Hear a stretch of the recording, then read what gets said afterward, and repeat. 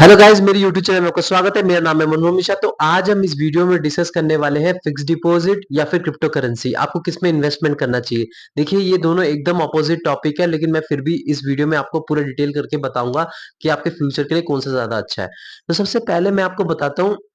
चलिए, सबसे पहले मैं चैनल को सब्सक्राइब जरूर कर दीजिएगा। तो वीडियो चलो शुरू करते हैं। सबसे पहले मैं आपको बता दूं कि जो एफडी है, आप अगर इन्वेस्टमेंट के तौर पे देख रहे हैं तो इन्वेस्टमेंट की जो प्रॉपर डेफिनेशन होती है कि अगर आप अपने इन्फ्लेशन को बीट कर पा रहे हैं, जो ऐसे रिटर्न आप ले पा रहे हैं, तो आप उसको इन्वेस्टमेंट मानेंगे। ये प्रॉपर इसकी डेफिनेशन होती है। अगर आप इन्फ्लेशन को नहीं बीट कर पा रहे हैं तो आपका कोई इन्वेस्टमेंट वो माना नहीं जाता। और अगर एफडी का रिटर्न देखें, वो 6 से 7% का आपको एफडी रिटर्न देता है सालाना।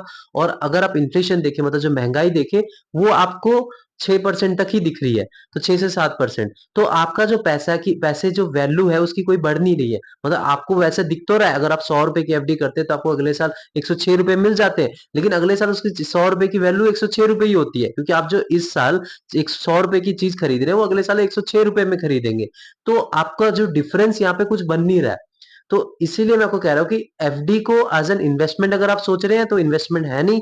इसको एज एन इमरजेंसी फंड आप रख सकते हैं। अगर मान लीजिए आप प्राइवेट ऑर्गेनाइजेशन में काम कर रहे हैं तो आप कभी भी ले ऑफ का थोड़ा खतरा रहता है, कुछ भी अनसर्टेनिटी का खतरा रहता है। तो उसमें आप क्या है कि 3 से 6 महीने की अपनी जो सैलरी है वो एफडी कर सकते हैं। उसमें से आपको कुछ थोड़ा बहुत 6 से 7 इन्फ्लेशन के बराबर, मतलब उसके साथ साथ ही चलने के रिटर्न मिलता रहेगा। मतलब पैसा तो आपको ग्रो नहीं होगा, लेकिन आपका इमरजेंसी फंड रहेगा। और उसके अलावा और जो बाकी के पैसे आप इन्वेस्टमेंट के तौर पे जा सकते हैं।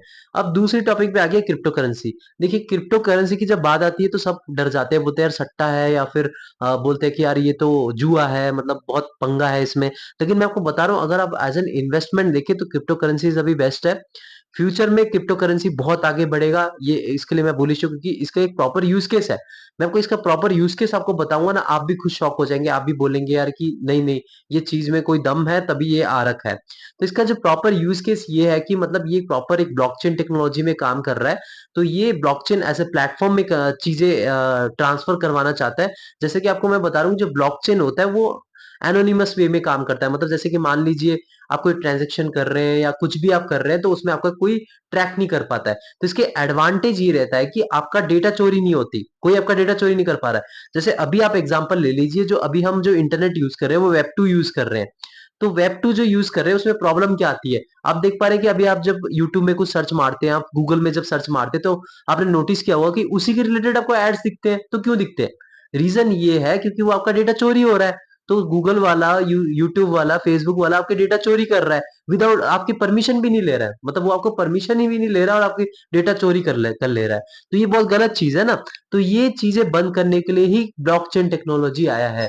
तो इसमें एक प्रॉपर यूज केस है। आप सोच रहे कि यार ऐसे ही आ गया है, तो देख रहे हैं ना आप कितना बड़ा यूज केस है। तो उसको रिप्लेस करेगा वेब थ्री। अभी वेब टू है, बाद में वेब थ्री आने के चांसेस है। तो उसमें क्या होगा कि blockchain as a platform use किया जाएगा।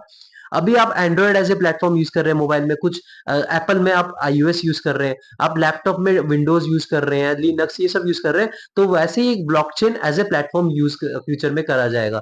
तो उसी के लिए ही क्रिप्टो करेंसीज अभी काम कर रहे हैं। तो अब इसका प्रॉपर यूज केस मैंने आपको बता दिया। इसके अलावा भी बहुत सारे यूज केस है, आप बस समझिए कि सिर्फ यही यूज केस है। लेकिन इसके डिसएडवांटेज भी है, जैसे ये रेगुलेशन नहीं हो रखा, तो इसमें थोड़ा रिस्क बढ़ जाता है। तभी ये बहुत यंग है। आप देख पा रहे हैं कि मतलब इसमें भी रेगुलेशन नहीं है, तो आप देख पा रहे हैं कि यार 1000 गुना पंप हो जाता है तो 1000 गुना डंप भी हो जाता है। तो अगर आप फंडामेंटली स्ट्रॉन्ग क्रिप्टो में भी लगाते हैं, उसमें भी वॉलेटिलिटी आपको देखने को मिलती है।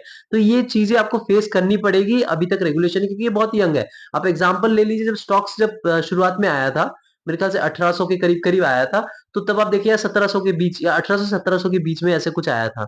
तो तब स्टार्टिंग पॉइंट में उसमें भी ऐसी प्रॉब्लम आती थी। लेकिन बाद में जब उसमें रेगुलेशन आ गया तो उसमें सबने माना कि भाई स्टॉक्स रियल है, मतलब ये जरूरी है। अ, वैसे ही क्रिप्टो करेंसीज काम करता है। क्रिप्टो करेंसीज भी उसकी प्रॉपर वैल्यू होती है। अब आप सोचिए करेंसीज का काम क्या होता है। तो इसको as a medium of exchange use किया जाएगा। इसे जो प्रॉपर वैल्यू होगी तब आप फ्यूचर में इसको यूज करेंगे।